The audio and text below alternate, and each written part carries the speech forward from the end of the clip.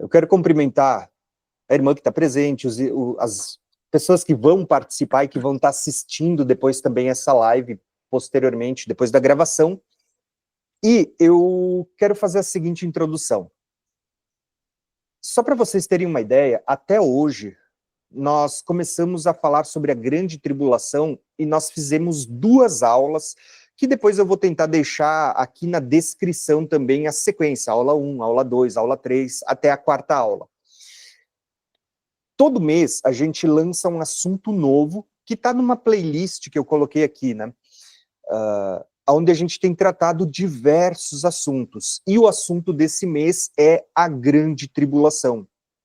Só para recapitular, na primeira aula, eu falei aqui sobre a grande tribulação, mas numa perspectiva do livro de Lucas, e as palavras que Jesus vai declarar em Lucas 21. Inclusive, eu vou fazer o seguinte, eu vou até colocar aqui na tela, para a gente poder acompanhar junto esse contexto, tá? Na primeira aula, a gente falou aqui, então, sobre o livro de Lucas e o Evangelho do capítulo 21, e o que eu tive abordando com vocês na primeira aula foi o seguinte. Basicamente, eu mostrei que a estrutura do capítulo 21 de Lucas, ela tem uma estrutura muito interessante, porque os discípulos, eles vão fazer perguntas. Isso está em Marcos 13, Lucas 21 e Mateus 24. Em Marcos, você vê que são 4 discípulos que chamam Jesus à parte e vão fazer perguntas. Era Pedro, Tiago e João, o trio que está sempre junto, e André, o irmão de Pedro. E eles chamam Jesus e eles vão perguntar, né? Jesus, você está falando que o templo vai ser destruído, que não vai ficar pedra sobre pedra. Nos últimos discursos de Jesus, ele já vinha falando que ele seria morto, que ele seria tirado, ele iria, mas ele enviaria um consolador no tempo que ele não estivesse mais presente, mas que um dia ele voltaria. Ou seja, Jesus já vinha falando diretamente aos discípulos e a todos por meio de parábolas, de forma indireta, que ele não estaria mais presente por um período de tempo, mas que um dia ele voltaria. E talvez isso tivesse gerado muitas perguntas no coração das pessoas, dos discípulos principalmente, que estavam mais próximos. E nesse contexto, a gente vai perceber que os discípulos, eles vão chamar Jesus em particular e vão pedir, Jesus, quando que estas coisas vão acontecer? Que coisas? O templo seria destruído, não sobraria pedra sobre pedra. Só que eles fazem uma segunda pergunta que estava cronologicamente mais distante, né? E qual é o sinal da tua vinda e do fim dos tempos, o fim desta era?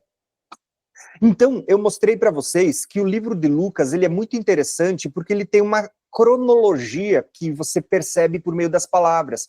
Porque antes de Jesus falar dos sinais da vinda, o sol escurecendo, a lua não dando claridade, as estrelas caindo, o bramido das ondas do mar,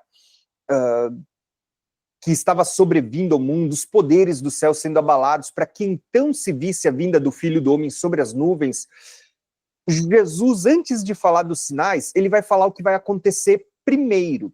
Né? Ele diz, primeiro virão falsos cristos, guerras e rebeliões, nação contra nação, reino contra reino, terremotos, fomes e pestes, grandes sinais provenientes do céu. E ele vai dizer, mas antes de tudo isso, lembra que Jesus diz, primeiro vai acontecer isso, mas ainda não é o fim não virá imediatamente, ou seja, isso sempre estaria presente. Mas só que ele diz, antes de tudo isso, antes do quê? Antes do que viria primeiro, né? Perceba que Lucas ele faz uma cronologia ao contrário, de trás para frente. Ele diz, antes de tudo isso, vocês vão ser presos, perseguidos, entregarão vocês nas sinagogas. Para quem que Jesus estava escrevendo estas palavras? Para os discípulos, que seriam perseguidos pelos seus próprios irmãos, entregues nas sinagogas, levados diante dos reis. Né? Basicamente o que a igreja do primeiro século, dos primeiros séculos, passou. Então eles seriam traídos pelos pais, pelos irmãos, pelos parentes, pelos amigos, entregues à morte. E, de fato, é o que aconteceu. Tirando o apóstolo João, que vai ser preservado na ilha de Patmos e vai escrever o livro do Apocalipse, o restante, todos eles morreram de martírio, né? Testemunhando até a morte. Tá? Então se cumpriu. Só que existe uma coisa muito interessante, e por que eu estou mostrando esse mapa e recapitulando o que a gente já viu nas aulas passadas? Porque agora, na leitura dos próximos textos, eu vou ler de novo Lucas 21 e Mateus 24, e vocês vão ver que tem uma coisa que a maioria das pessoas não percebe. Eu, pelo menos, nunca vi ninguém ensinando isso. Sobre grande tribulação. E aí a gente vai falar hoje sobre quanto tempo vai durar a grande tribulação, quem vai participar da grande tribulação. E o assunto que a gente vai começar hoje, a gente vai terminar na aula que vem, segunda-feira que vem, tá? Eu vou começar hoje, quando der o nosso tempo a gente para e a gente continua na aula que vem, tá? Então, basicamente, a cronologia de Lucas é essa que eu acabei de apresentar para vocês. Porém, quando a gente lê Mateus 24, é o mesmo texto de Lucas 21, mas a perspectiva que cada um deles escreve, você vai ver que o tom da escrita, ele muda o contexto, e me parece que isso é intencional da parte do Espírito Santo, para nos mostrar, por meio da visão de um, que é Lucas, o que aconteceria em toda a era da humanidade, desde a primeira vinda de Cristo até a sua segunda vinda, enquanto Mateus, a ótica da leitura de Mateus, ela está apontada no tempo do fim. São as mesmas palavras, mas com ênfase diferente, em momentos diferentes da história. Tá? E olha que interessante, porque Mateus vai falar as mesmas coisas, só que ele vai dizer assim, ó, que haveriam falsos cristos, guerras, rumores de guerras, nação contra nação, reino contra reino, terremotos e fome, né? Só que ele vai chamar esses eventos de o princípio das dores, né? E a gente falou aqui na aula passada que o que é o princípio das dores? É a última semana, é os últimos dias. Isso é o princípio das dores. A gestação geralmente é ali 40 semanas, e até falei, ó, 40 jubileus é 2.000 anos, né? É uma média de 40 semanas. Você vai perceber que as dores de parto não são durante as 40 semanas, ela vem na última semana, nos últimos momentos, isso são as dores de parto. E você vê que Jesus está mostrando que é como se esse período que a gente está vivendo é um período de gestação, de gravidez, mas que nos últimos dias, tudo aquilo que sempre esteve presente vai se intensificar. Então isso é chamado de princípio das dores. Então você vê, em Lucas não aparece essa expressão princípio das dores. Embora sejam as mesmas expressões, Lucas dá uma ênfase no que os apóstolos passariam. Enquanto Mateus, você vê que profeticamente a ênfase é nos últimos dias. As mesmas coisas que a igreja do princípio passou vão voltar a acontecer com a igreja do tempo do fim. Perceberam? E aqui, para mim, é um dos porquês eu não acredito que a igreja será tirada secretamente e que a igreja não passará pela grande tribulação. Por quê? Porque o que a igreja do princípio passou, a igreja do fim também vai passar. Não é algo exclusivo só para os judeus que vão se converter na grande tribulação, como algumas pessoas ensinam. Mas não, o que a igreja do princípio, formada por judeus e gentios, passou, a igreja do tempo do fim, formada por judeus e por gentios que creem em Cristo, e como diz lá em Efésios, em Gálatas, eles se tornam um só em Cristo. Essa igreja formada por judeus e gentios é que vai passar pela grande tribulação. Por isso que eu não creio em um arrebatamento secreto. Tá? Então a Bíblia fala sobre uma grande tribulação, o princípio das dores. E olha que interessante, enquanto aqui você vê que ele seria entregue nas sinagogas, você vê que a ênfase é lá no princípio, aqui você percebe que a perseguição vai ser, eles vão ser odiados não apenas pelos seus irmãos, aqui eles vão ser odiados por todas as nações. Olha como muda a ênfase entre eles serem entregues nas sinagogas, né, em Israel, ou nas cidades vizinhas, nas nações vizinhas, e eles serem perseguidos por todas as nações, como ampliou o território, né? Então, isso aqui ele vai chamar de a grande tribulação. E ele vai dizer assim, ó, então, vocês vão ser perseguidos, entregues a mortes, odiados por todas as nações, trairão, odiarão uns aos outros, haverá falsos profetas, falsos cristos, o aumento da maldade, o esfriamento do amor, o evangelho será pregado a todas as nações e haverá o sacrilégio terrível do qual falou o profeta Daniel. E então, ele cita, né, tanto Daniel 9 sobre o sacrilégio terrível, Daniel 8, Daniel 9, Daniel 11, e ele vai citar que haverá uma grande tribulação como nunca houve antes e nunca mais haverá. Jesus cita Daniel 12 também, né? E então, só depois disso é que ele vai falar dos sinais da vinda. Ele diz, imediatamente após aquela grande tribulação, ele diz assim, ó, vocês vão ver sinais no sol, na lua, nas estrelas e os poderes do céu sendo abalados, e então vocês verão o Filho do Homem vindo sobre as nuvens com poder e grande glória, e ele dará ordem aos seus anjos para recolher os seus eleitos. Nada antes disso.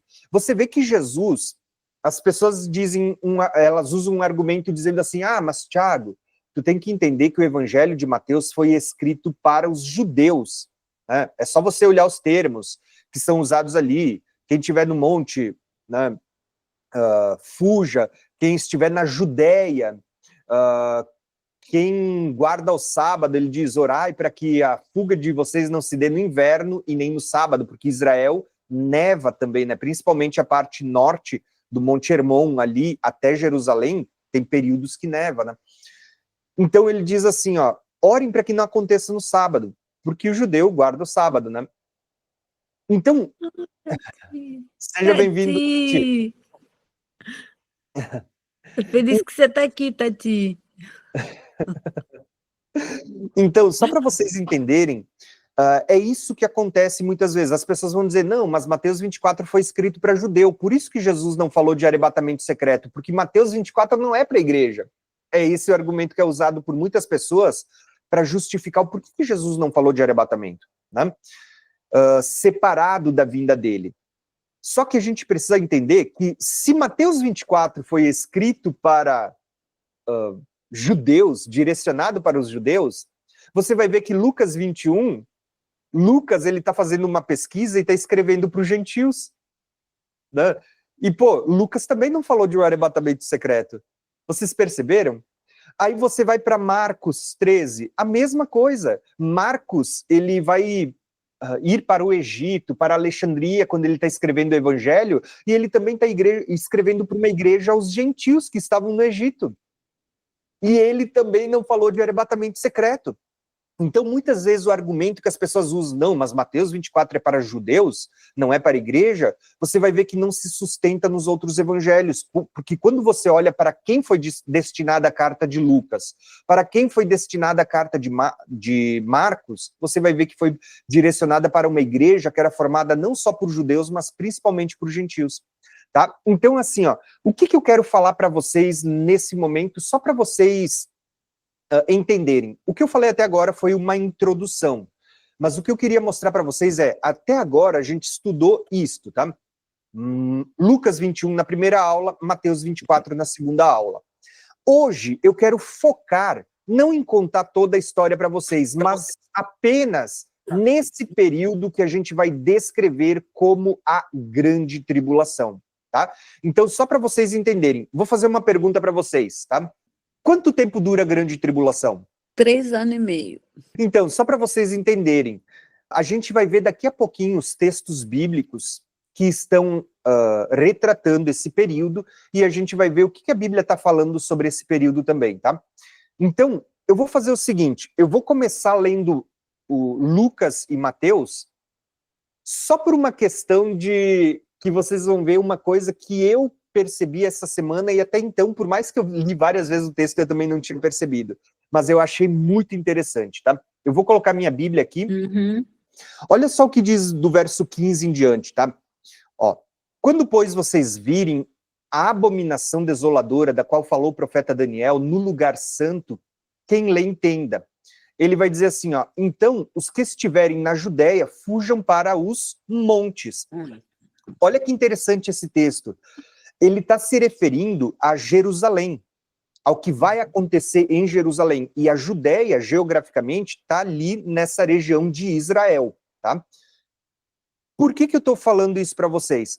Porque muitas pessoas, quando querem falar que a grande tribulação ela será a nível global, muitas vezes elas tiram Israel e tentam espiritualizar Israel, dizer, não, está falando do mundo inteiro.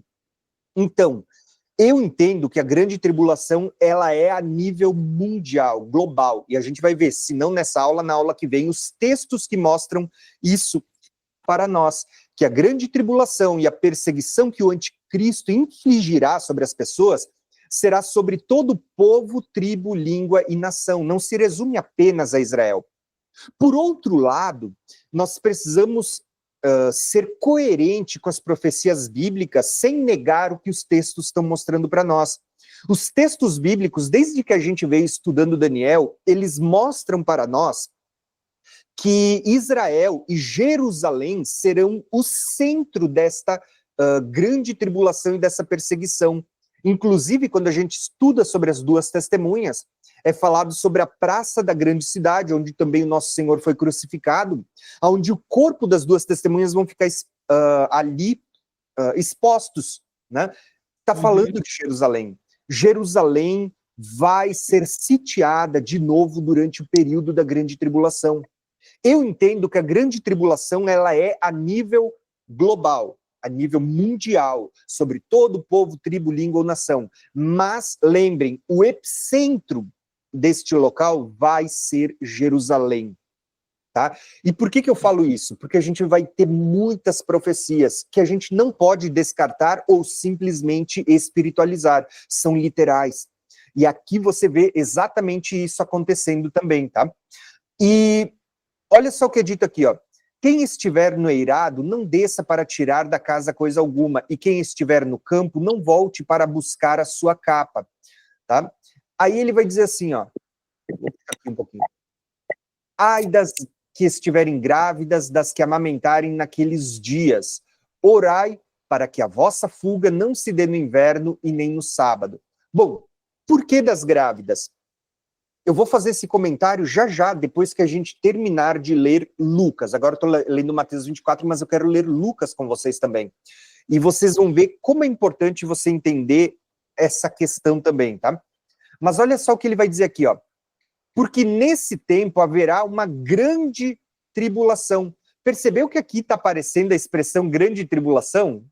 Uhum. Olha só, eu vou até dar um destaque com letras grandes. Aqui, pela primeira vez, você vai ver sendo citado o termo grande tribulação no Evangelho de Mateus. E ele diz assim, ó, vai ser uma grande tribulação como desde o princípio do mundo até agora não tem havido e nem jamais haverá. Pergunta que eu faço para vocês, da onde é que Jesus está tirando essas palavras? Quem lembra? Daniel 12? Perfeito. 9? Boa. É? 12. Tá? Daniel 12, Jesus está tirando essas palavras. Isso está ligado ao tempo do fim. E você percebe que ele repete as mesmas palavras. Uma grande tribulação, uma grande aflição, como nunca houve e nunca mais haverá. E você vê que lá em Daniel também está incluído o povo e a cidade santa. E aqui existem dois aspectos dessas palavras, o povo e a cidade santa, né? Porque povo, na primeira aliança, era o povo que tinha uma aliança com Deus, a primeira, né? Mas você vai ver que na nova aliança, o povo de Deus inclui tanto o judeu, mas que se converteu a Cristo, como os gentios que se converteram a Cristo. Esse é o povo de Daniel, aqueles por qual Daniel ora em Daniel capítulo 9, os de perto e os de longe. Né? Mas também...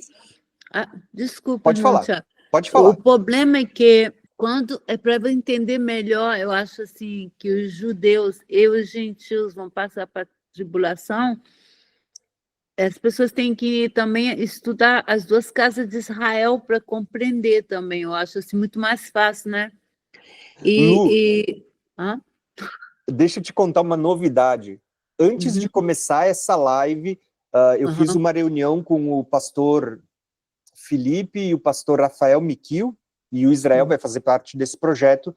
Nós vamos ver para começar a escrever um livro agora, a partir da semana que vem, da terça-feira da semana que vem, escrever um conteúdo justamente sobre as duas casas, o mistério de Cristo e as duas casas, para que a gente possa dar gratuitamente para as pessoas, para que elas possam baixar e tudo mais. Genial. Para quê? Para que elas possam entender o que já está revelado na Bíblia, mas que muitas pessoas não percebem, né? Tem muita gente que nem sabe dessa história Exato. das casas de Israel. O mistério de Cristo revelado em Efésios, né, capítulo 2, capítulo 3, em Gálatas, em Hebreus, em Romanos, as pessoas não entendem, né? E a gente vai começar a escrever agora na semana que vem. Agora, a gente vai terminar o assunto da grande tribulação. Depois, a gente vai falar sobre o anticristo e depois do arrebatamento. Quem sabe, conversar no grupo, né, se a gente não poderia estudar sobre o mistério de Cristo, né, e a união tanto de judeus como gentios. É um assunto que seria legal a gente estudar aqui também no nosso grupo de estudo, né? Lucas 21:20 diz assim, ó: e quando virdes Jerusalém cercada de exércitos, então sabei que é chegada a sua desolação.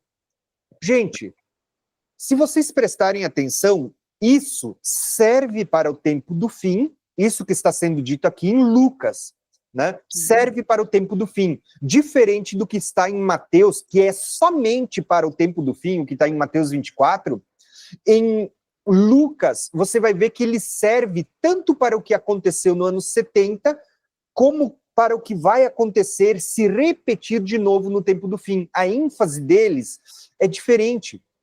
E olha o que ele está dizendo assim, ó: quando vocês virem Jerusalém cercada por exércitos, então sabei que é chegada a sua desolação.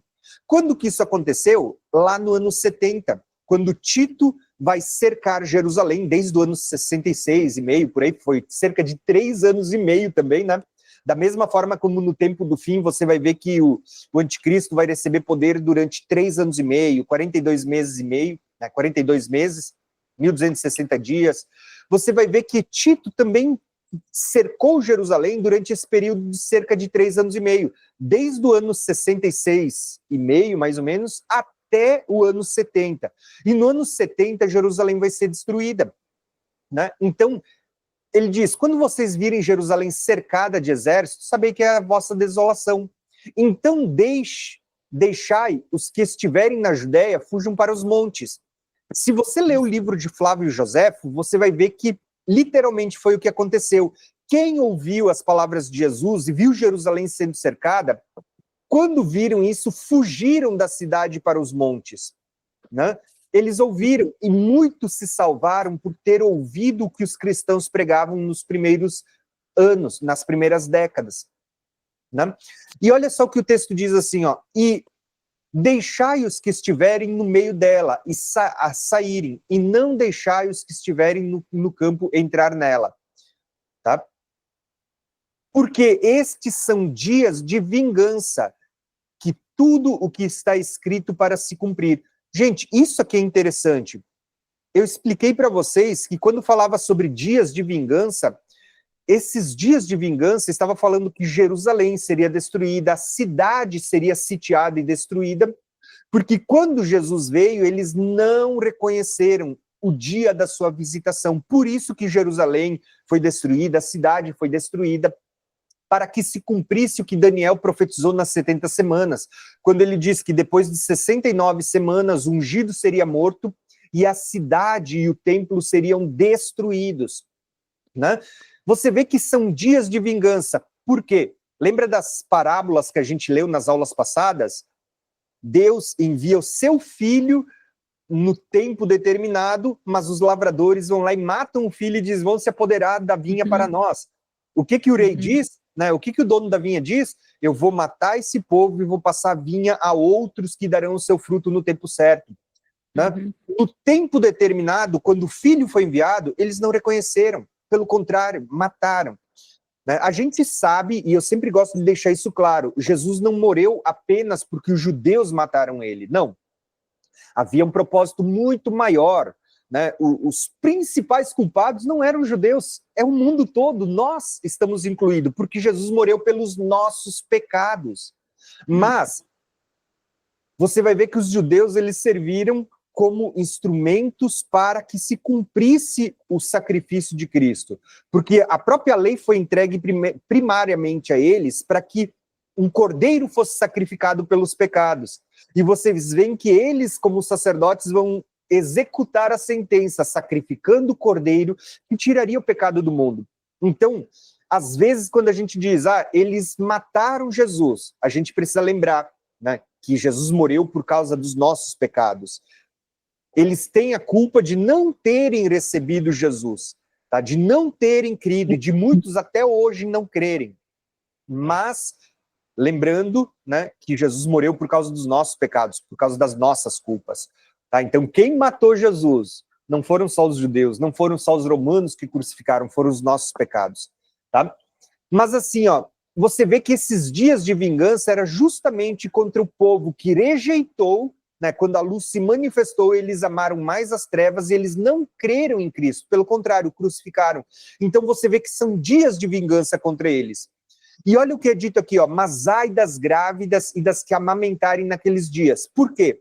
Quando você lê o livro de Flávio Josefo, que foi um historiador que viu com os seus próprios olhos a destruição no ano 70, ele registrava tudo que ele estava vendo. Não foi apenas um pesquisador, ele viu, ele foi testemunha do que aconteceu naqueles dias. E Flávio Josefo, ele registra dizendo que naqueles dias houve pessoas que estavam presas, porque era um período de festa judaica, e o povo vinha para Jerusalém para festejar. E quando Tito cercou, o povo que tinha ido para festejar ficou preso dentro. Lembra que a gente estudou sobre as festas alguns dias atrás, né?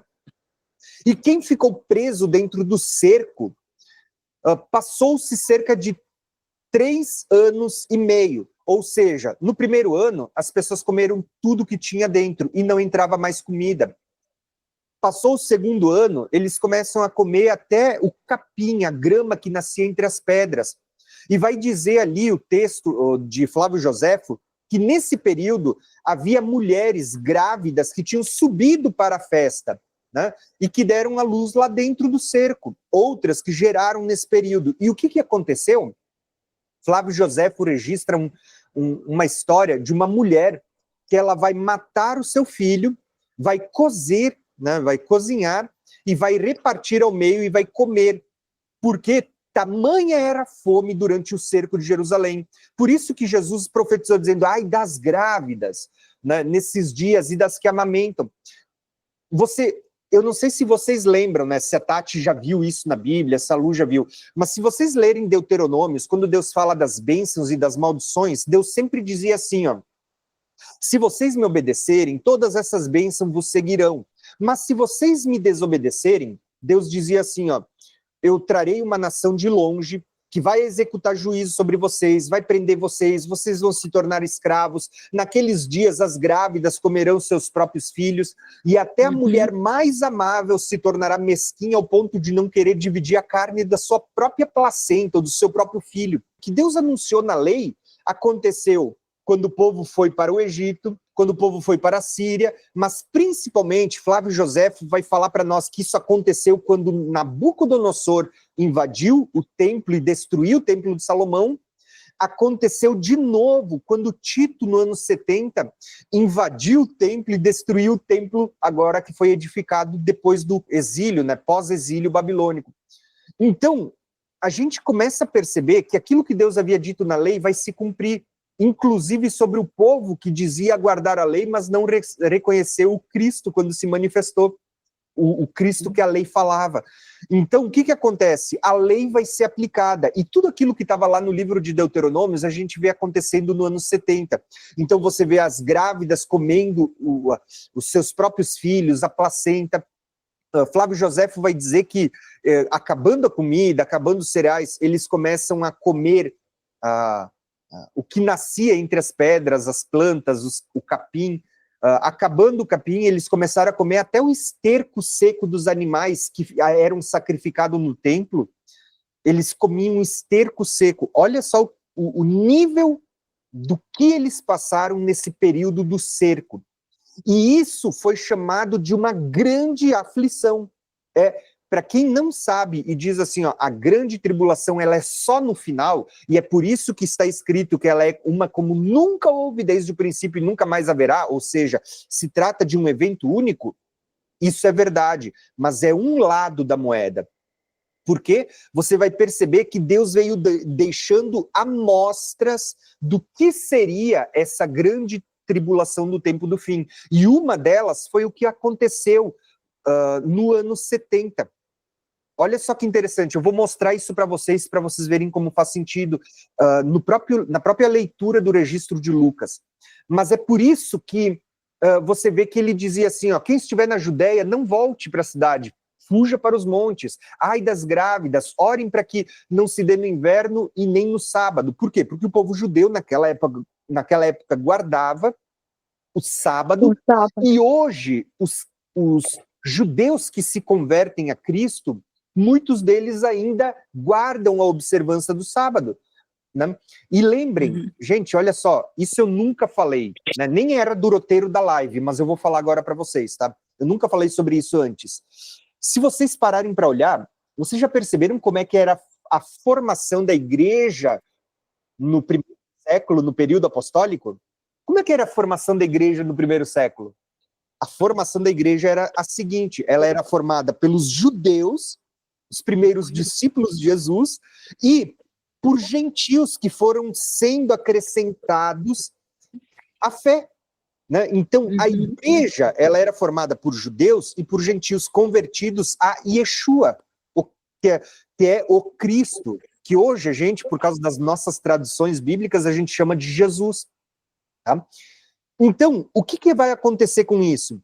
Se vocês prestarem atenção, os primeiros judeus, eles guardavam a lei, eles guardavam o sábado, continuaram comemorando as festas, enquanto os gentios, eles não guardavam a lei, não guardavam as festas, não guardavam os sábados.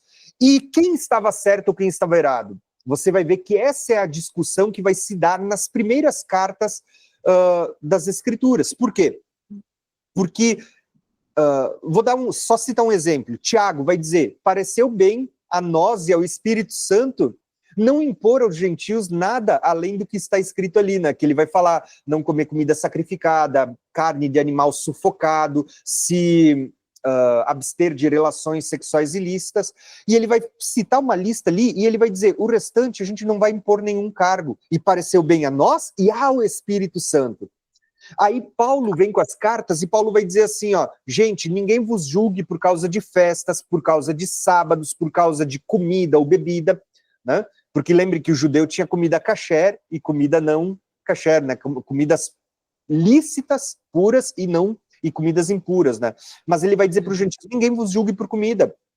Ele vai falar sobre o sábado, o judeu guarda o sábado, ele vai dizer para o gentio, você não guarda, então ninguém vos julgue por causa de sábados, sabatons, né?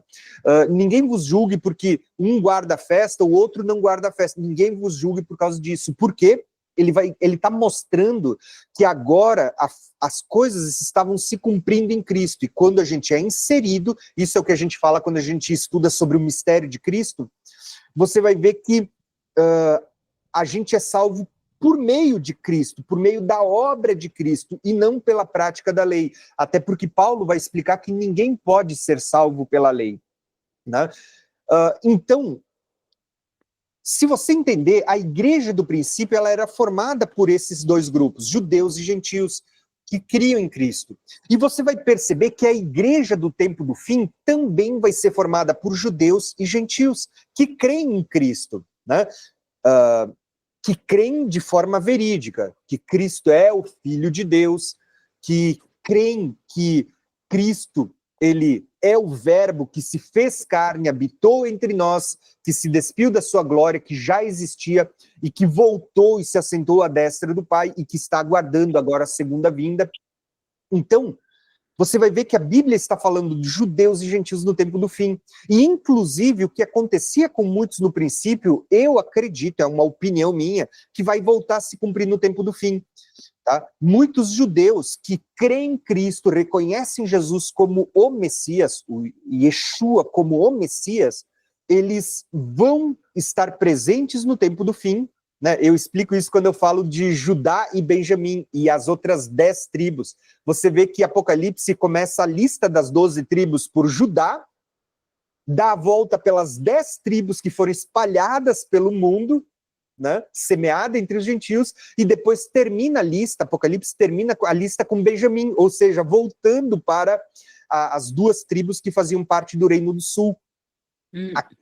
também tem revelação para o mistério de Cristo, porque é como se Deus estivesse revelando que o evangelho sairia dentre os judeus, porque Cristo veio primeiro para os judeus, iria até os confins do mundo e depois retornaria para Jerusalém, aonde seriam salvos os últimos, os remanescentes, aquilo que a gente chama profeticamente de os benjamitas. E então se cumpriria, o evangelho foi pregado entre todas as nações, e foram alcançadas as 12 tribos de Israel, as 2 que fazem parte do Reino do Sul, da casa de Judá, formado por Judá e Benjamim, e as 10 tribos que foram espalhadas pelo mundo, semeadas entre os gentios e que seriam colhidas como peixes da terra, né? Por isso que Jesus chama os discípulos: vinde após mim, os farei pescadores de homens. Você vê como muitas vezes entender o mistério de Cristo e as 2 casas vai desbloquear revelações ligadas à escatologia e à vinda de Cristo e até o próprio livro do Apocalipse, né? Mas o que eu mesmo também, desculpa, irmão, tá? Mas mesmo falar. Também, ó, quando você, porque no começo eu não compreendia, né? Mas depois que você conhece as 12 tribos, as casas de Israel, tudo isso desbloca toda a Bíblia, na verdade. É muito importante conhecer as tribos, as 2 casas de Israel, que quando a gente começa, né? Todo mundo fala, vamos ler o Evangelho, né? Que não é muito importante o Velho Testamento, que, na verdade, para você compreender toda a Bíblia, você tem que ler toda a Bíblia para compreender o Evangelho. É verdade. Olha só, então assim, ó, só para vocês entenderem, por que eu contei um pouco aqui sobre Flávio Josefo, sobre a lei e sobre o que aconteceu no ano 70, né?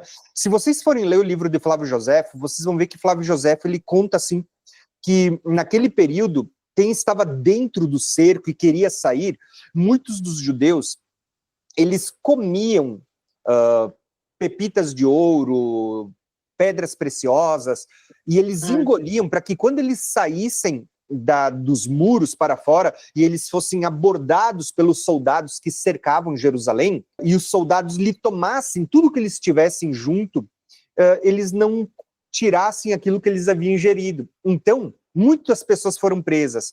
Só que Flávio Josefo registra uma história para vocês verem quão grande foi a aflição que o povo que ficou dentro do cerco passou durante esses dias de vingança, como diz Lucas.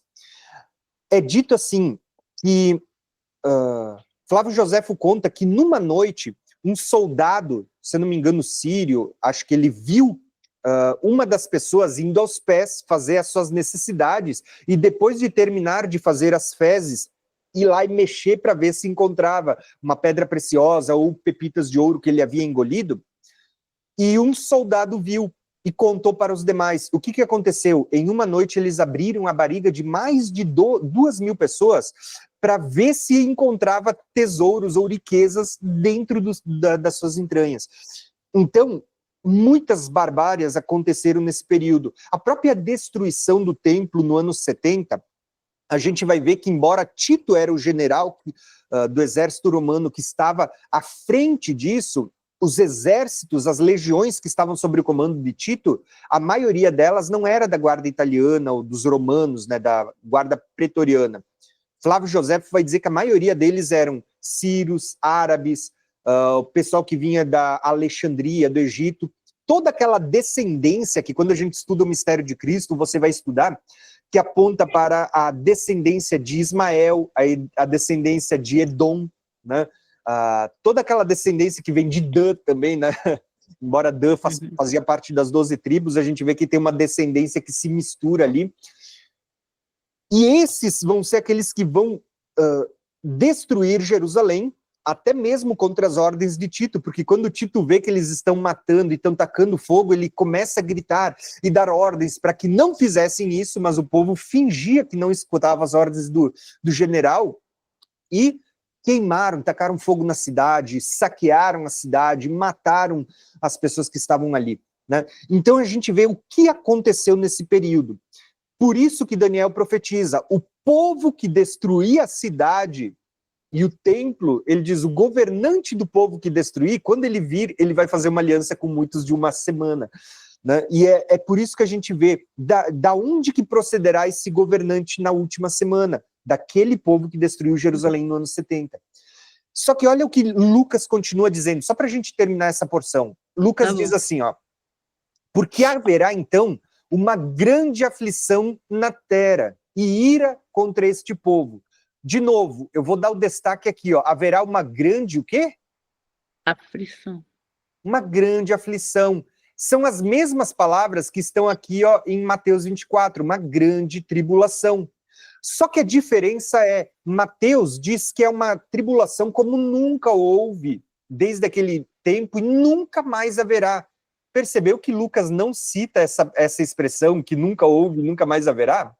Porque Lucas não estava falando do tempo do fim.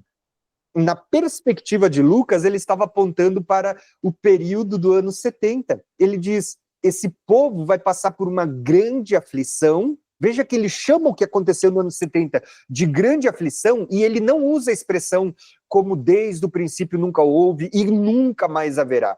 Por quê? Porque a forma como o Espírito Santo inspirou cada um dos autores para registrar está mostrando aspectos diferentes. É como se Lucas estivesse mostrando o que iria acontecer no princípio como sendo uma sombra, enquanto Mateus está mostrando o que vai acontecer no fim, na realidade. Por isso, o que vai acontecer no fim nunca houve e nunca mais haverá. Enquanto Lucas, ele diz, o que vai acontecer aqui no princípio vai ser uma grande aflição também. Mas não é apenas uma sombra, é como se fosse assim, ó, uma amostra do que virá no tempo do fim. Vocês entenderam mais ou menos? Eu não sei se eu consegui ser claro. Eu entendi. Eu entendi. Ah, que bom. Tati. Assim, ó, isso que eu estou falando para vocês é difícil de falar porque ninguém nunca explicou. E vocês vão ver que todo mundo diz que a grande aflição é só no tempo do fim. Mas você vê que Deus veio deixando amostras para a gente do que seria essa grande aflição. Tanto no ano 170 antes de Cristo, quando Antíoco Epífanes vai entrar em Jerusalém, vai profanar o templo, vai sacrificar porcos no altar, né, e vai forçar o povo da aliança a abandonar a aliança, vai perseguir, pessoas vão ter que fugir para os montes. O que aconteceu no ano 170 antes de Cristo, o que aconteceu no ano 70 depois de Cristo, eram vislumbres de uma aflição onde Deus estava mostrando de uma maneira limitada o que vai acontecer no tempo do fim, na sua realidade, na sua totalidade. Aí sim se cumpre o que está em Mateus 24 e em Daniel 12. Nunca houve e nunca mais haverá. Nestas proporções. O que houve antes foram amostras, foram sombras do que vai acontecer na realidade do tempo do fim. Deus veio deixando amostras.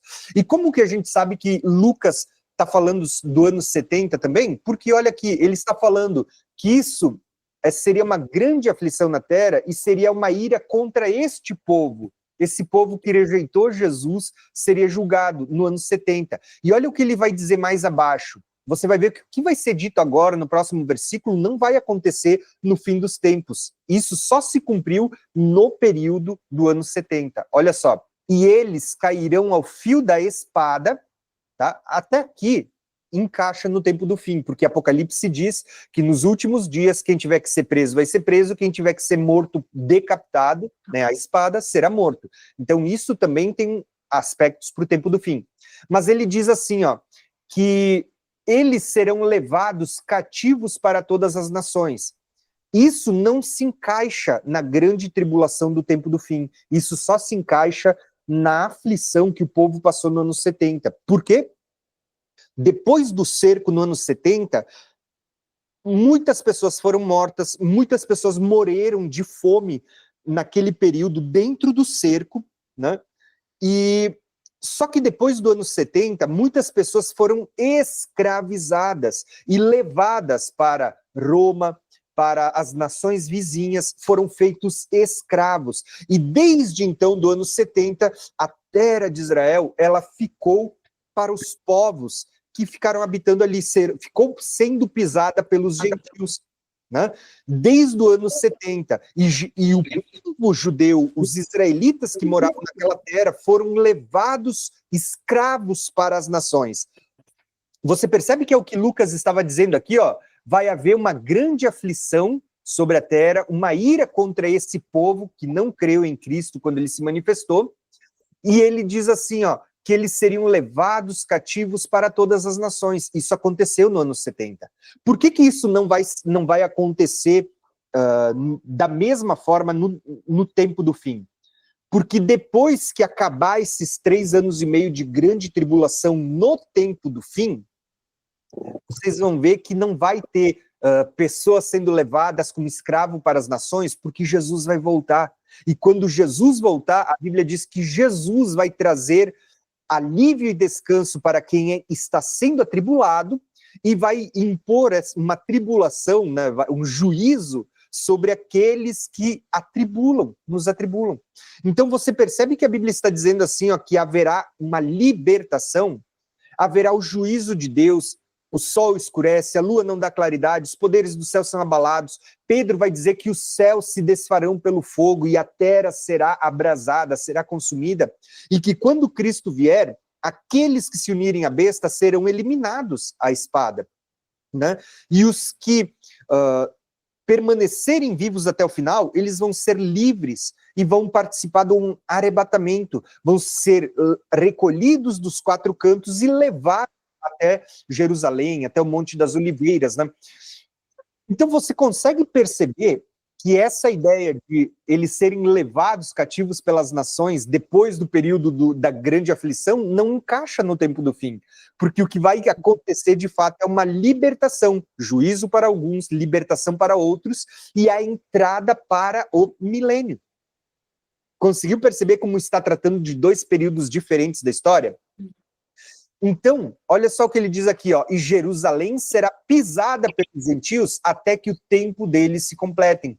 Desde o ano 70, quando Jerusalém foi cercada, a cidade e o templo foi destruído, eles derrubaram tudo, toda a estrutura, não ficou pedra sobre pedra, a não ser uma parte do muro, que é o Muro das Lamentações, mas que não era parte do templo. O templo foi destruído, literalmente.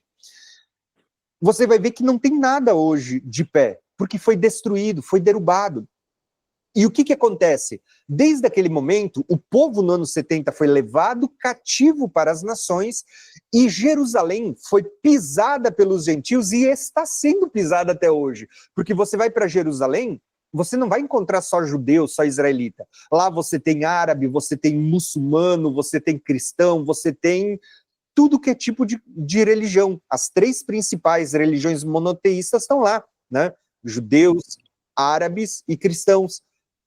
Os gentios continuam pisando Jerusalém, continua sendo governado por pessoas que muitas vezes nem são tementes a Deus, nem creem em Yeshua, tá? Em Cristo, né? Então você vê que o tempo dos gentios ele vai se completar quando? Só para vocês entenderem, você percebe que Lucas, eu vou colocar aqui na tela, ó, Lucas, ele está falando de uma aflição que o povo estaria passando naquele período do cerco do ano 70, enquanto a gente vai perceber, deixa eu até colocar aqui na tela que daí fica mais fácil de vocês visualizarem, a ênfase que Lucas está dando quando ele conta toda essa história das coisas que aconteceriam antes dos sinais da vinda de Cristo, o que viria primeiro, o que viria antes e a destruição do ano 70, a ênfase de Lucas, e ele também chama de grande aflição, ele está apontando para cá, ó. Quando Jerusalém seria cercada, o povo fugiria para a Judéia, as grávidas, ai das grávidas naquele dia, a gente vê isso no livro de Flávio José, o porquê disso. Jerusalém foi destruída e Lucas diz, um período de ira contra este povo.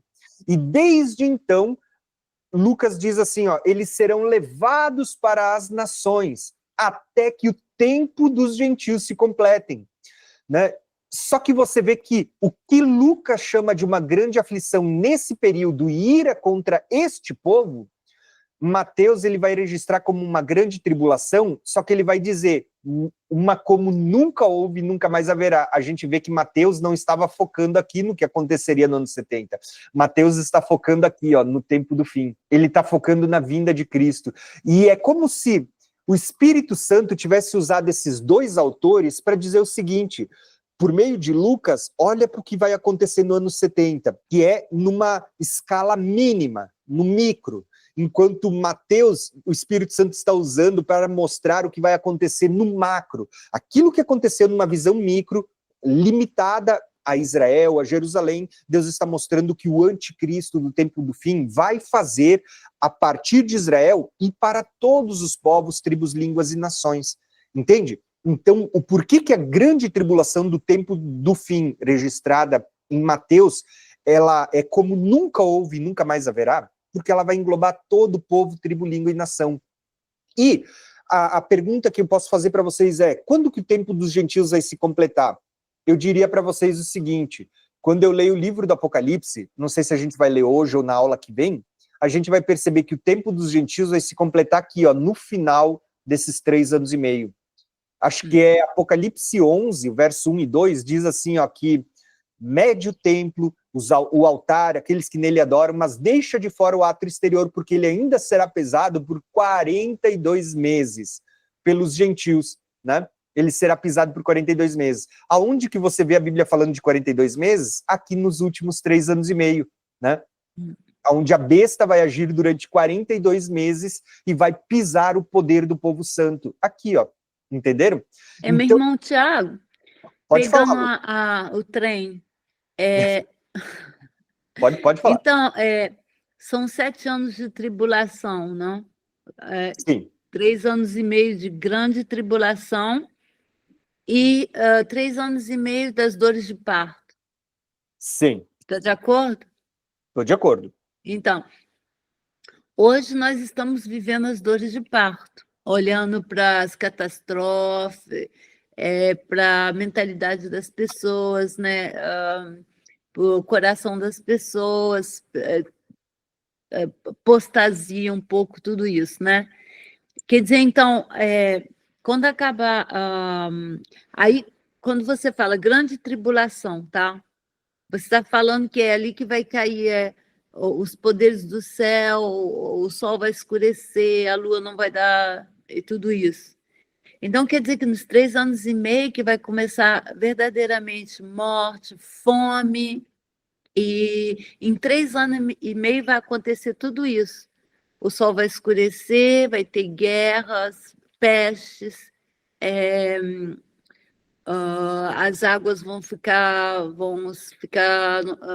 amargas, porque vai cair as estrelas, a absinto, etc, etc.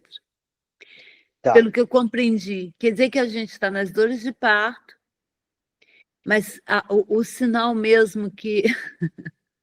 Não, pode falar. Que é o final do final, é quando você começar já a ver catástrofes, quer dizer, apostasia, né?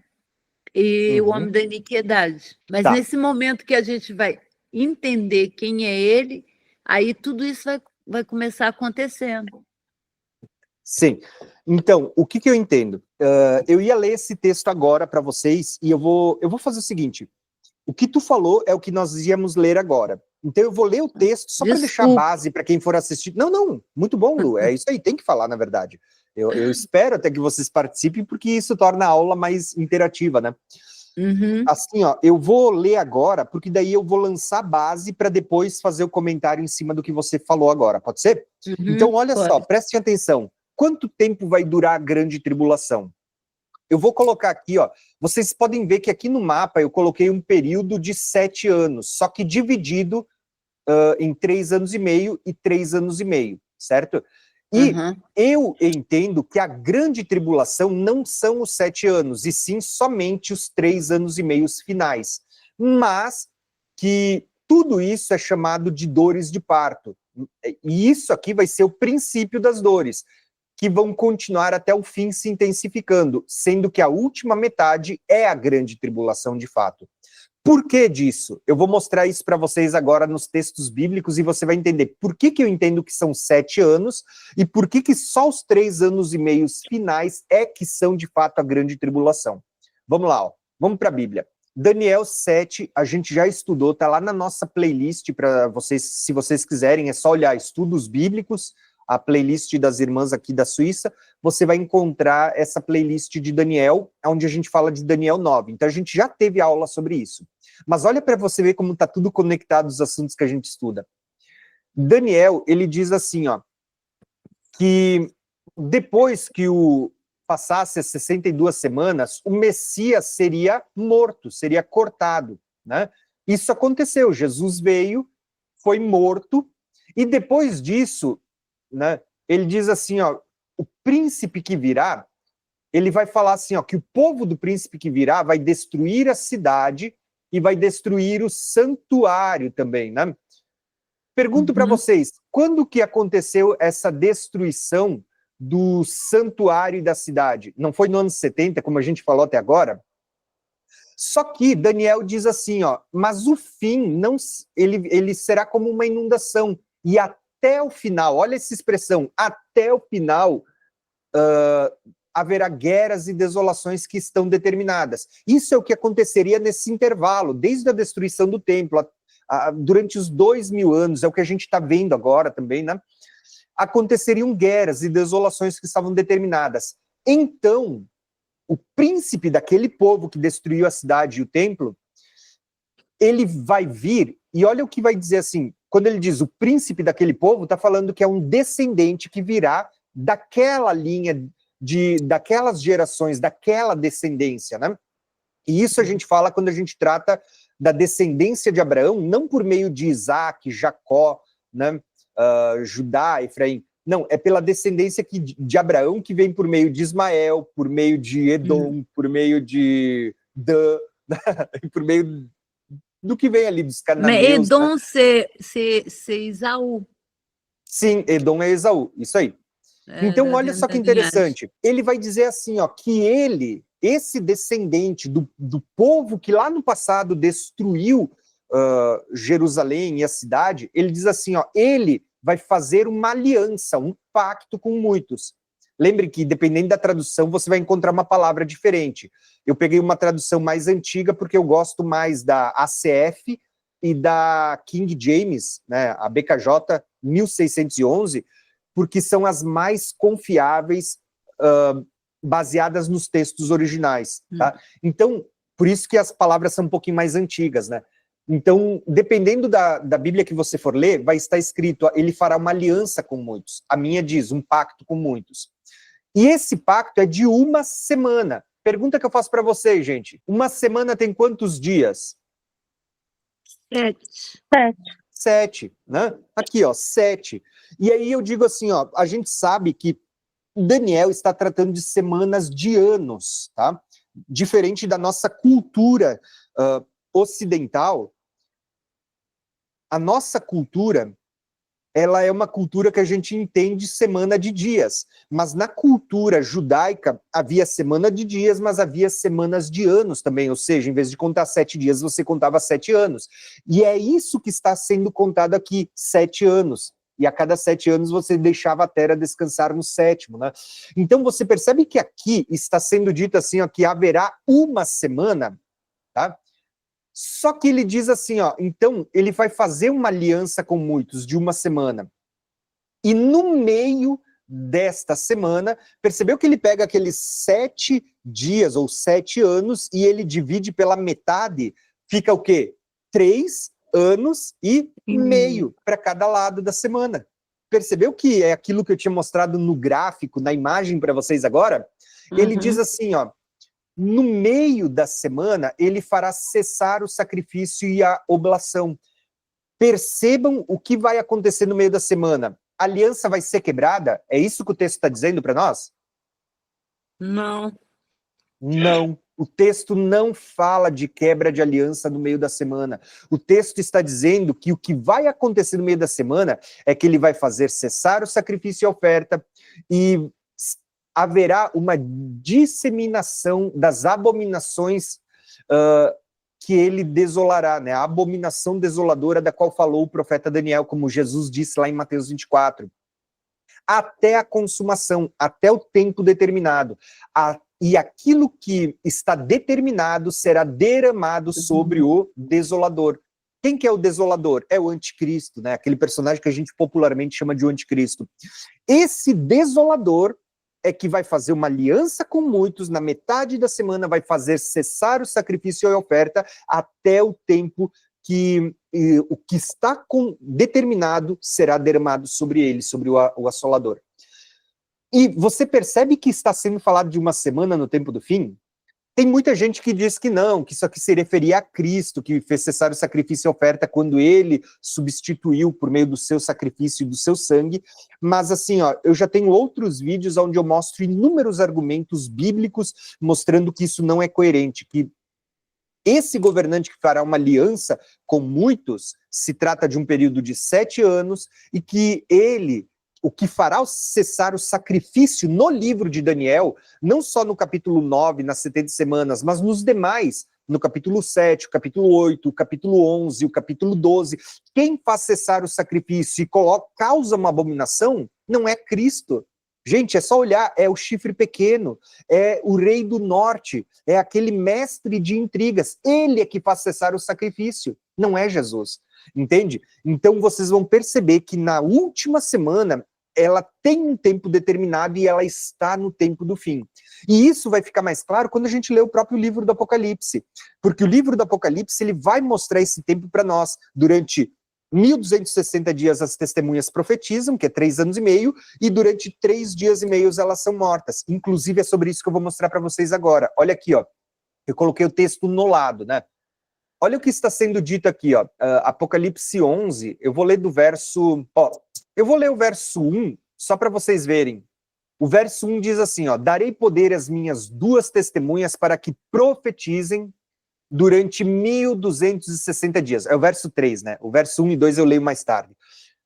Quanto tempo as testemunhas vão profetizar? 3 anos e meio, né? 3 anos e meio, entendeu? Gente... Eu não sei se cortou a tela, porque eu não estou vendo a tela aqui. É assim, ó, 3 anos e meio, né? Por que eu estou falando isso para vocês? Você vê que as testemunhas estão profetizando por 3 anos e meio, vestidas de pano de saco. E olha o que o texto diz para nós. Elas vão estar vestidas de pano de saco, são as 2 oliveiras, são também os 2 candelabros. Eu tenho aula no canal falando sobre isso, né? Que se acham em pé diante do Senhor de toda a terra. E se alguém pretende causar-lhes dano, sai fogo da sua boca e devora os seus inimigos. Gente, percebeu que durante os primeiros 1260 dias, todo mundo que tentar perseguir as 2 testemunhas vão ser consumidos, eles não vão conseguir parar elas? Uhum. Por isso que isso se trata dos primeiros 3 anos e meio, tá? E olha o que ele vai dizer. Sim, se alguém pretende causar-lhes dano, certamente deve morrer. Elas têm autoridade para fechar o céu, para que não chova durante os dias da sua profecia, quando profetizarem. Lembra que isso está apontando para Elias, que durante, de novo, olha só os números, durante 3 anos e meio, orou e não choveu. Depois ele orou e choveu. Vê que aqui está mostrando que eles têm poder para fechar o céu durante o tempo da sua profecia? Qual que é o tempo da sua profecia? 3 anos e meio. Assim como Elias, durante 3 anos e meio não choveu, as 2 testemunhas, durante 3 anos e meio, vão fazer esses mesmos sinais. Então ele diz assim, ó, e eles têm autoridade também sobre as águas para convertê-las em sangue, bem como para ferir toda a terra com toda sorte de flagelos, tantas vezes quantas vezes quiserem, né?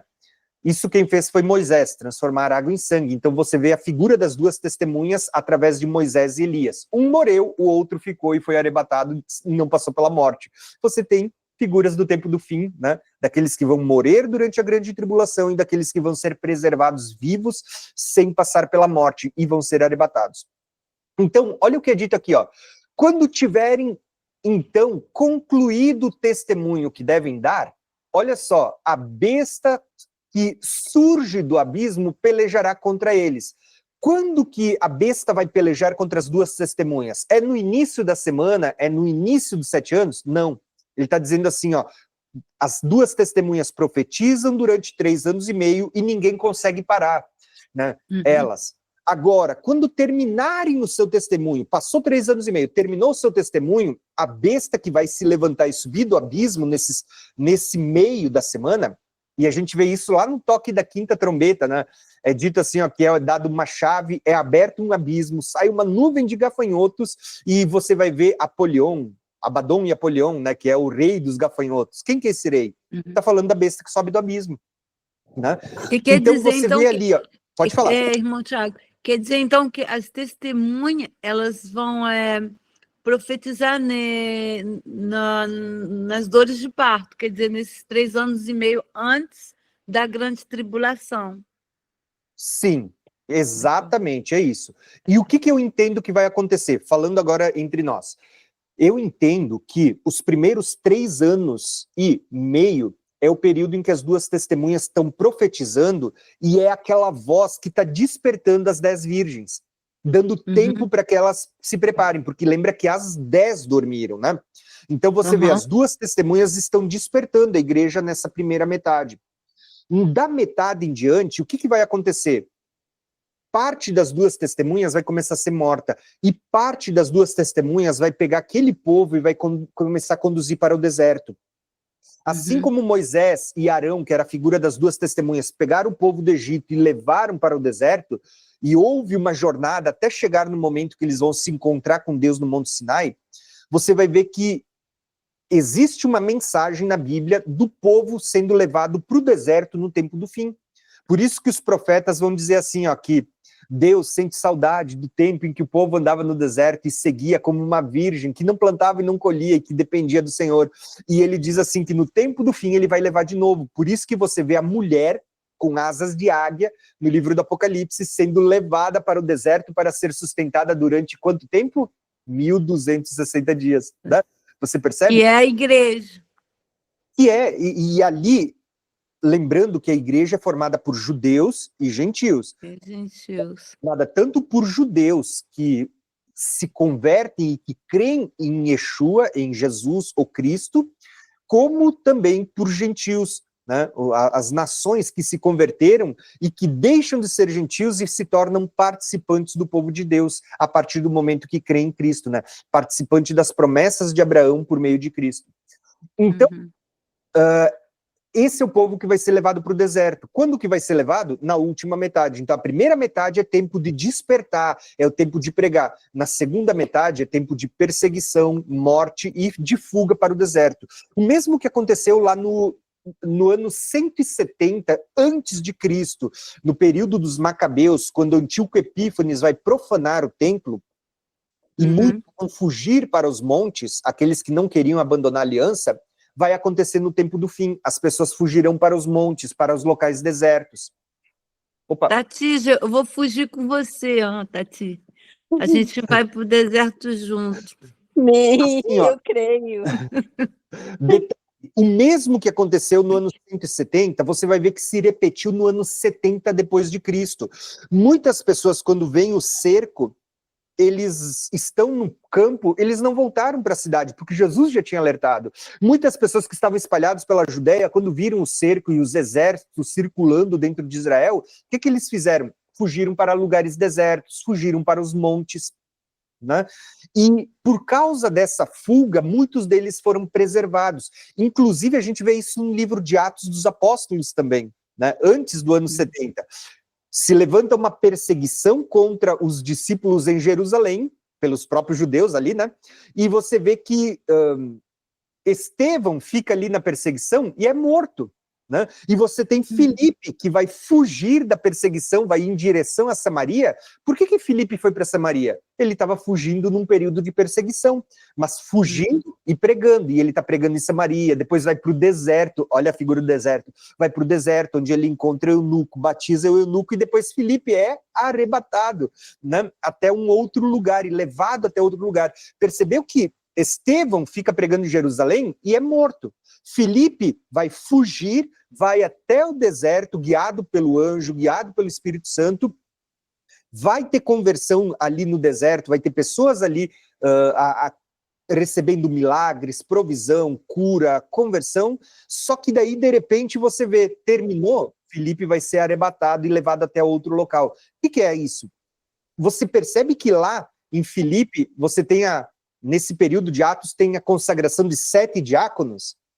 só é falado de Estevão e Filipe depois, um que morre e outro que vai ficar vivo, vai ir para o deserto e vai ser arrebatado, levado pelo Espírito Santo de um lugar até o outro. Percebe que isso é uma figura do tempo do fim, onde você vê 7 igrejas, mas você tem Esmirna e Filadélfia, uma que passa pela morte, outra que tem uma porta aberta. Você tem Elias e Moisés, um que morreu antes de entrar na Terra Prometida e Elias foi arrebatado e não passou pela morte. Deus vem trabalhando e deixando várias figuras de arrebatamento, e você vê que parte das testemunhas vão morrer, parte das testemunhas vão ficar vivas e participar do arrebatamento. A parte das testemunhas que vão ser preservadas é aquela que vai estar conduzindo o povo para o deserto, para as regiões ermos.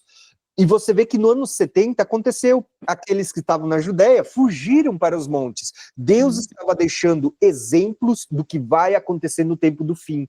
No tempo do fim, as pessoas que estão nas cidades, muitas pessoas vão acabar fugindo para regiões ermas, né? Tipo, para lugares mais desérticos. E desérticos, que eu digo, não é deserto de areia, né? Nem todo país, nem toda nação tem. Mas lugares desérticos, está falando de local não habitado, né, que pode ser mata fechada, pode ser areia, né, deserto mesmo, mas está falando de locais que não são habitados. É esse sentido, né? Mas, irmão Tiago, eu tenho uma filha que ela é surfista, ela foi para o Marrocos, ela ficou uns 3 meses lá. Sim. Eu te contei que ela foi para um lugar no deserto que não tinha ninguém. Não tinha, ela estava com um carro da Mercedes grande que ela fez, botou cama, cozinha e tudo, e não tinha razão de telefone.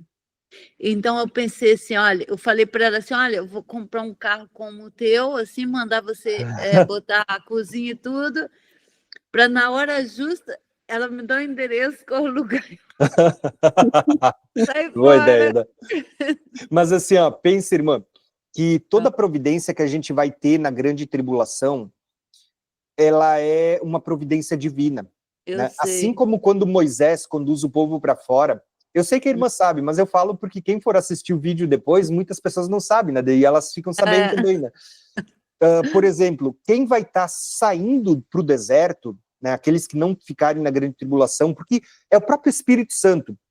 Você sabe que a palavra testemunha significa mártir, ou seja, quando a Bíblia diz que, quando Deus diz assim que ele daria poder, né, vocês receberão poder ao descer sobre vocês o Espírito Santo e serão minhas testemunhas, é como se Jesus estivesse dizendo, eu vou derramar o Espírito Santo sobre vocês a tal ponto que se precisar vocês vão dar a vida por mim, vocês vão se tornar mártires, isso é testemunha. Então, vai ter pessoas que o próprio Espírito Santo vai escolher para que permaneçam nas cidades dando testemunho e vão pagar com a própria vida, vão morrer. E tá tudo bem, porque a Bíblia diz que existe um galardão para quem se torna mártir. A Bíblia fala sobre uma recompensa para quem dá a sua própria vida, tá?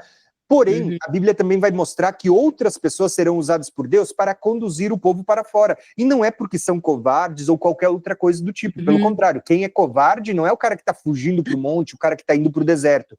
Quem é covarde é o cara que vai botar a marca da besta para não morrer, que vai adorar a imagem. Esses são covardes, entendeu? Mas eu tô sonhando, né? Eu fico sonhando, né? Eu não consigo nem pegar o avião para ir no Brasil, eu fico já sonhando em deserto e tudo. Assim, mas por isso que eu estava dizendo, quando você vê, Deus levanta Moisés e Arão para conduzir o povo para o deserto. Veja que ali tem 2 testemunhas que vão estar guiando o povo na hora certa. E que isso é só na metade da semana, quando a besta surgir.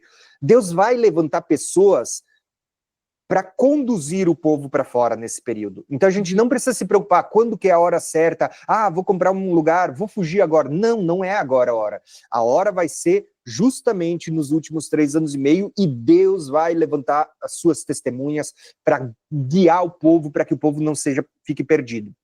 Primeiro ponto. Segundo, a gente não precisa se preocupar em como a gente vai sobreviver. A gente precisa confiar em Deus, porque a Bíblia diz, Abacuque diz, e ele se referia também à grande tribulação, o justo viverá pela fé. Como é que Deus sustentou aquela multidão de mais de 600 mil, fora mulheres e crianças? Deus fazia sair água da rocha, Deus enviava o maná do céu, né? Deus dava provisão. Aí a gente tem o exemplo de Elias. Elias, ele durante 3 anos e meio ele profetiza, não chove. Olha os primeiros 3 anos e meio dos últimos 7 anos sendo tipificado em Elias. Só que depois ele volta e ele diz para Acabe, agora vou orar, vai chover. Ele ora, tem aquela, né, uma nuvem do tamanho da mão de um homem que ele vê de longe, quando vê, é o sinal de que a chuva desce. Vem uma grande chuva, daqui a pouco ele reúne os profetas de Baal, bota o povo à prova ali e diz, vamos ver quem que é o Deus verdadeiro. Eu vi isso ontem. Ele mata os profetas de Baal e o de Astarote, acho que é, enfim, são lá vários profetas. Ele mata os profetas, e o que acontece? A partir de então, você vai ver que Jezabel vai perseguir Elias. Cercar. Né? Jezabel vai perseguir Elias e Elias vai para o deserto. Você vai ver que Elias está no Apocalipse e Jezabel também está em Apocalipse. Né? E isso que eu ia te perguntar também, porque aí eu falei assim, porque eu estava vendo isso ontem, eu falei assim, a Jezabel deve ser a figura do anticristo. Não, é a figura da Grande Babilônia. Da Grande Babilônia, ó. Exato, Jezabel é a Grande Babilônia, que vai estar conectada com o anticristo. São 2 figuras diferentes. Um dia a gente vai estudar sobre Apocalipse e eu vou mostrar isso para vocês. A Grande Babilônia está falando do próprio povo de Deus, que deveria ser povo de Deus, mas está corrompido e vai ajudar o anticristo a perseguir os que são povo de Deus. E ali entra, eu vou falar uma expressão, e se alguém for ouvir, eu quero que não interprete errado, tá? Não interprete errado, mas é bíblico.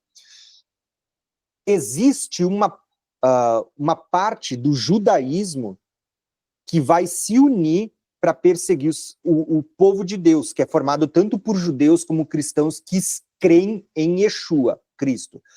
Os judeus que não creem em Yeshua e que não se converterão, eles vão ajudar a perseguir. Por isso que você vai ver que em Apocalipse vai falar assim, ó, da sinagoga de Satanás. E ele vai dizer assim, ó, em uma igreja ele vai dizer, ó, vocês têm no meio de vocês a sinagoga de Satanás. E na outra igreja ele vai dizer assim, ó, vai chegar um momento em que eu vou fazer com que essa sinagoga de Satanás, os que se dizem judeus e não são, ele diz que eles se prostrem diante de vocês e reconheçam e saibam que eu amei vocês. Por que Jesus está falando disso? Porque lá no princípio da igreja, quem perseguia os cristãos que se convertiam a Yeshua, quer sejam os judeus, os gentios convertidos a Yeshua, eram os próprios judeus. Você pode ver, a igreja passou por uma perseguição nos primeiros séculos do próprio povo judeu. E Deus está mostrando que no tempo do fim isso também vai acontecer. Quando eu viajei para Israel, eu viajei 3 vezes para lá. Na segunda vez, eu visitei uma sinagoga messiânica, ou seja, uma sinagoga judaica, mas que eles creem em Yeshua como Messias, né? E eles me contaram que a sinagoga deles foi incendiada pelos judeus, que são contrários ao judeu que se converte a Yeshua. Então, os judeus incendiando a sinagoga daqueles que creem em Cristo, né? E pela segunda vez, quando eles reformaram, eles tentaram de novo para queimar, só que eles viram que lá dentro tinha o rolo da Torá, então eles disseram, não, poxa, tem o rolo da Torá, a gente não vai queimar. Mas eles tentaram uma segunda vez de novo. Então isso não é história que eu ouvi, isso eu estive nessa sinagoga, né? Então você vê, a própria Bíblia está mostrando isso para nós, que muitos dos judeus, eles vão se converter, e eu falo disso quando eu falo dos remanescentes, dos benjamitas, muitos vão se converter a Cristo, e a igreja do tempo do fim vai ser formada por judeus e gentios, mas por outro lado, vai ter muitos que não vão se converter e que vão ajudar a perseguir, por isso que nos evangelhos é dito, vocês serão traídos pelos seus próprios irmãos, entende?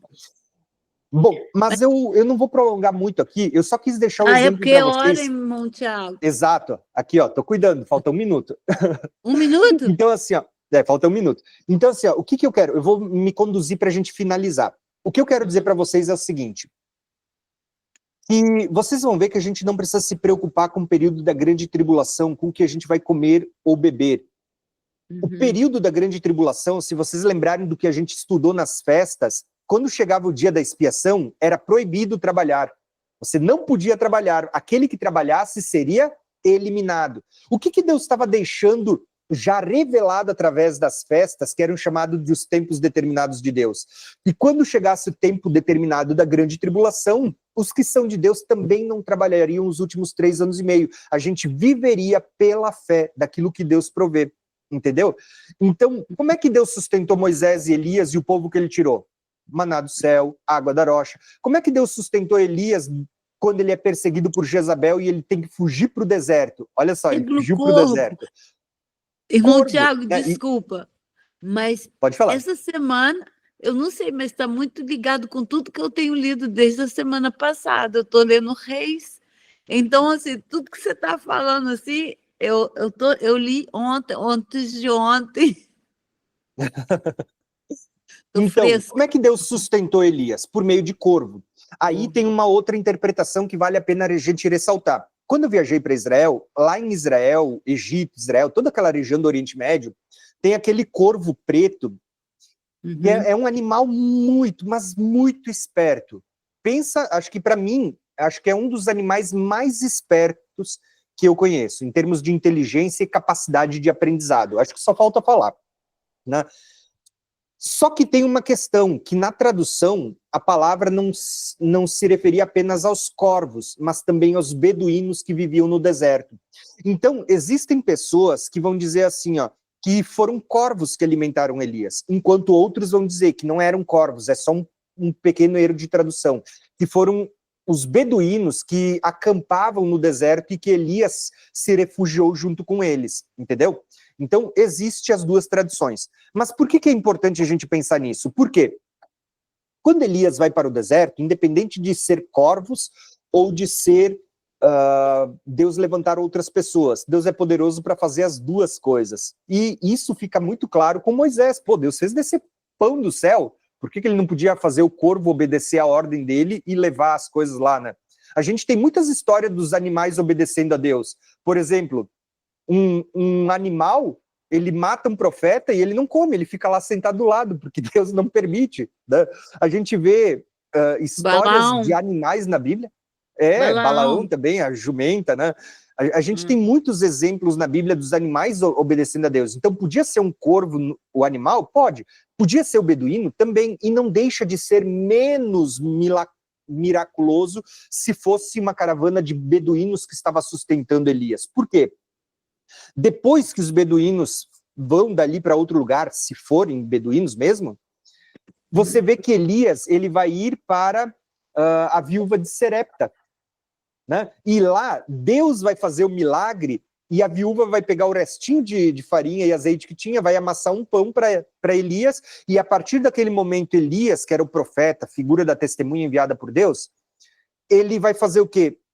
Ele vai fazer com que aquele local seja tão abençoado por causa da presença dele, que não acabou a farinha e não acabou o azeite. Conforme ela ia usando a farinha para fazer um pão, a farinha multiplicava, né? Conforme ela ia derramando o azeite, colocava a vasilha ali, a vasilha enchia de novo, tu entende? Isso é provisão de Deus. Assim como Deus fazia sair água da rocha, Deus fazia brotar o azeite para Elias ali dentro da vasilha, que sustentou Elias e aqueles que estavam com ele durante esse período de perseguição.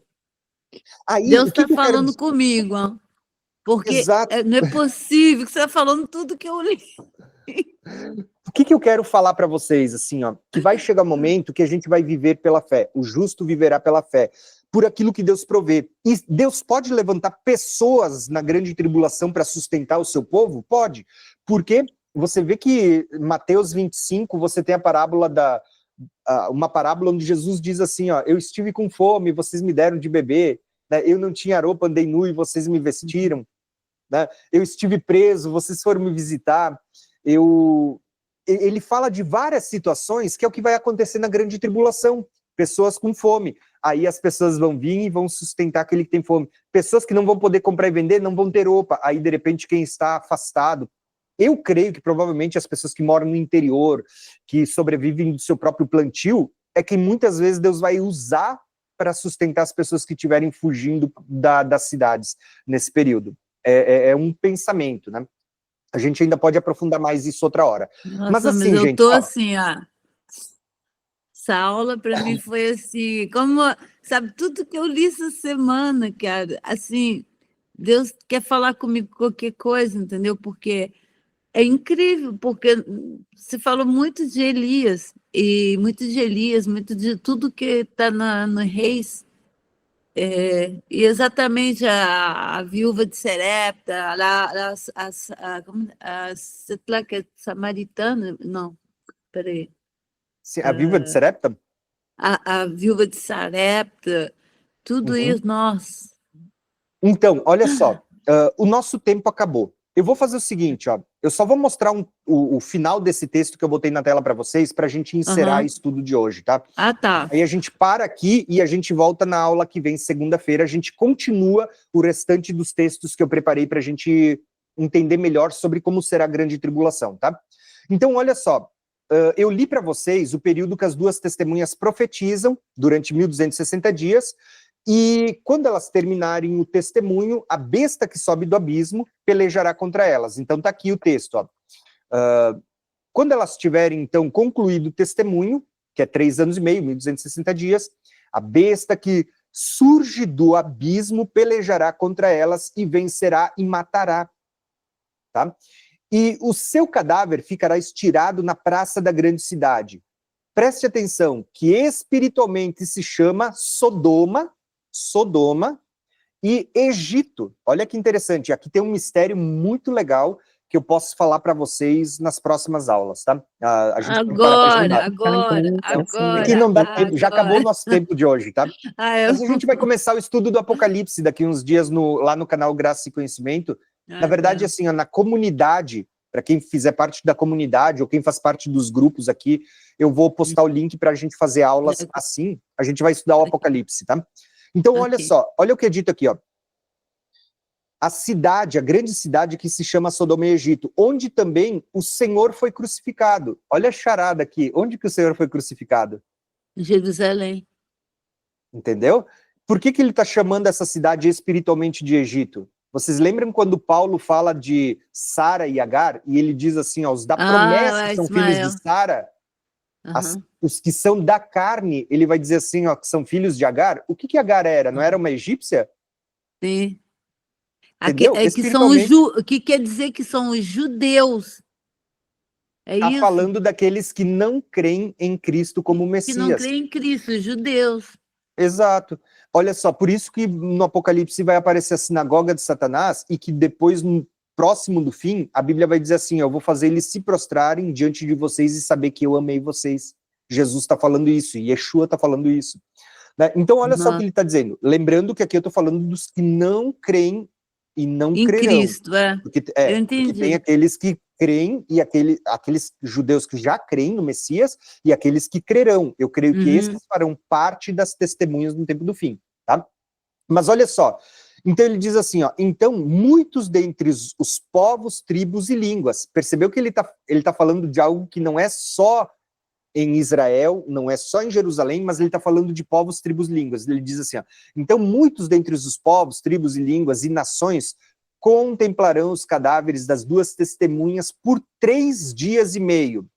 Gente, olha que interessante. Por que eu quis ler essa porção para a gente encerrar? Por quanto dia o corpo dessas duas testemunhas vão estar expostas? Mas eu acho que eu entendi, ó. 3 dias e meio, né? Esses 3 dias que eles vão estar expostos vai ser na tribulação, na grande tribulação. A Tati falou, é isso aí, é os últimos 3 anos e meio. Os últimos 3 anos e meio. Mas é isso, os 3 anos e meio da grande tribulação. A grande tribulação. Eu entendi logo. Por quê? Porque lembra da última semana de Daniel, que eu acabei de ler aqui para vocês, ó, que eu disse assim, ó, que era um período de 1 semana, mas no meio da semana, o que é metade da semana? Não é 3 dias e meio? Isso. Ó, são 7 dias, a metade são 3 dias e meio. Nossa, Tati, ó, já pegou. Exato. Profeticamente, não são dias, são anos. E quando Deus usa essa mesma figura aqui em Apocalipse, falando de 3 dias e meio, se fossem literais, por que não falar 3 dias ou falar 4? Mas por que usar uma fração 3 dias e meio? Porque ele estava querendo nos conectar com Daniel e a última semana. Você percebe que na primeira metade, durante o período que ele faz aliança com muitos, é como se ele estivesse subindo ao poder e as duas testemunhas estão profetizando. Mas quando chega a outra metade da semana, quando ele fizer cessar o sacrifício e a oferta, é o período que a Bíblia vai dizer, e a gente vai ler na aula que vem, esses Ela textos. não está exposta. A igreja Exato, vai estar Deus vai exposta. permitir que a igreja seja perseguida e morta durante 42 meses, ou 3 anos e meio, ou profeticamente 3 dias e meio, metade da semana, né? Entenderam? Entendi. Então, assim, ó, ele está dizendo assim, ó, então, que as duas testemunhas, o seu cadáver ficará exposto por 3 dias e meio e não permitirão que esses cadáveres sejam sepultados. Os que habitam sobre a terra se alegrarão por causa deles e realizarão festas, né? Festas, e enviarão presentes uns aos outros, porque esses 2 profetas atormentaram os que moram sobre a terra. Mas olha só que interessante aqui, ó, eu até não tinha assinalado, eu vou botar aqui de novo, ó. Mas depois de 3 dias e meio, pergunto para vocês, gente, depois de 3 dias e meio, ele está falando o quê? Depois que passar os 3 anos e meio, né? A grande tribulação. Depois de 3 dias e meio, um espírito de vida vindo da parte de Deus penetrou neles, né? E o texto vai dizer assim, ó, e eles se ergueram sobre os seus pés, tá? Gente, olha que interessante. Para quem não sabe, você lembra da visão do Vale dos Ossos Secos em Ezequiel? Oi? Deus diz para Ezequiel, exato, filho do homem. Quem que é o filho do homem? É Jesus, né? Mas Deus está usando por meio do profeta Ezequiel. Filho do homem, profetiza a esses ossos para que entre fôlego de vida. O que é fôlego de vida, o vento? É espírito. É espírito. De vida entre. Ele diz, profetiza esses ossos secos para que entre o espírito neles e eles voltem à vida. E aí o filho do homem profetiza aqueles ossos que era só osso seco, ou seja, um local cheio de pessoas mortas, começam a juntar, né? Osso junta com osso, começa a crescer músculo, de repente vem a pele, e aí começa a se reformular tudo, cresce cabelo, e daqui a pouco tem um exército diante do Filho do Homem de pé ali. O que é isso? É a ressurreição dos mortos. Por isso que você vê as mesmas palavras que estavam lá em Ezequiel, profetiza, para que entre um espírito, acontecendo aqui nas duas testemunhas. Depois de 3 dias e meio, entrou um espírito neles, e eles se colocaram de pé. É o que está lá em Ezequiel, no Vale dos Ossos Secos. É a ressurreição dos mortos. Só que não é uma ressurreição isolada, não é só as duas testemunhas. Isso aqui é o que está acontecendo com toda a igreja. Mas Deus aqui está falando, usando a figura das duas testemunhas, mas é o momento da primeira ressurreição que acontece após a grande tribulação, descrita em Apocalipse 20, onde todos estão ressuscitando. Então você vê que ele está dizendo assim, ó, mas depois de 3 dias e meio, o espírito de vida da parte de Deus entrou neles, e eles se ergueram sobre os seus pés, e aqueles que o viram ficaram com grande medo. E as duas testemunhas ouviram uma grande voz do céu. O que é essa voz do céu? É a 7ª trombeta. Lembra que a Bíblia diz assim que, dada a ordem, a voz do arcanjo, o ressoar da trombeta de Deus, o próprio Senhor desce dos céus, e os vivos, ele diz, os vivos vão, primeiro os mortos ressuscitam e depois os vivos são arrebatados? Tá aqui, ó, é o que está acontecendo, ó. As duas testemunhas estão ouvindo uma voz vinda do céu que está dizendo para elas o quê? Depois que elas ressuscitaram. Suba para aqui. O que é o subir para aqui? Não é o arrebatamento? Primeiro os mortos ressuscitam, depois os vivos são arrebatados. Você vê os mortos e os vivos subindo para se encontrar com o Senhor nas nuvens. É o que está acontecendo com as duas testemunhas depois de 3 anos e meio. Você percebe como a ressurreição e o arrebatamento está depois da grande tribulação? A gente ainda vai tratar sobre anticristo para depois falar de arrebatamento, mas você já começa a perceber aqui que o arrebatamento está acontecendo justamente nessa voz que está convidando elas para subir depois de 3 dias e meio, que profeticamente está falando dos 42 meses, os 1.260 dias ou 3 anos e meio. Na próxima aula a gente vai continuar esse assunto da grande tribulação, eu vou ler mais alguns textos e a gente vai finalizar. A gente já teve 3 aulas, a próxima é a 4ª, a gente finaliza esse assunto. Depois, nós vamos ter 4 aulas sobre anticristo e depois 4 sobre arrebatamento, tá bom? Não, mas foi muito Amém. incrível, porque tudo que você falou, tudo que eu tô lendo, sabe, assim, É assim, É bom entender. às vezes assim, é tão incrível, porque como também a primeira aula, acho que foi das festas também, exatamente caiu no aonde eu estava lendo, mas eu já estava já mais avançado, né? E hoje a mesma coisa, eu fico assim, sabe? É inacreditável, é muito. Não, mas é assim, foi muito bom a aula, eu amei. A gente aprende, né, cada vez, mesmo que a gente lê, cada vez a gente aprende uma coisa diferente. É bom, Amém. Nova, diferente não, nova. verdade. Glória a Tentar Deus. falar Amém. como Amém. brasileiro. Então tá. Assim, ó, Então, que gente, Deus te abençoe, irmão Tiago. Que Deus Que te Deus eu te ia dizer isso para abençoe, vocês. Tati. Amém. Foi Que Deus maravilhoso fazer a aula abençoe com vocês hoje. a vida de cada um de vocês, Vocês que nos dê também. entendimento e sabedoria para aprender sobre a vinda do Senhor, sobre as coisas do Senhor, como eu sempre lia e sempre não entendia esse período de 7, de 3 anos e meio, que às vezes, Uhum. muitas vezes, fala sobre parábola de 1 semana e meia. Isso é um mistério, né? Que a gente, graças a Deus, consegue Uhum. aprender. Muito obrigada. Deus abençoe. Amém. Obrigado, gente. Olha, que Deus Amém. abençoe Boa vocês, tá? E noite. boa noite. Ó. Fiquem na paz. Amo Tchau. vocês. Amém. Tchau.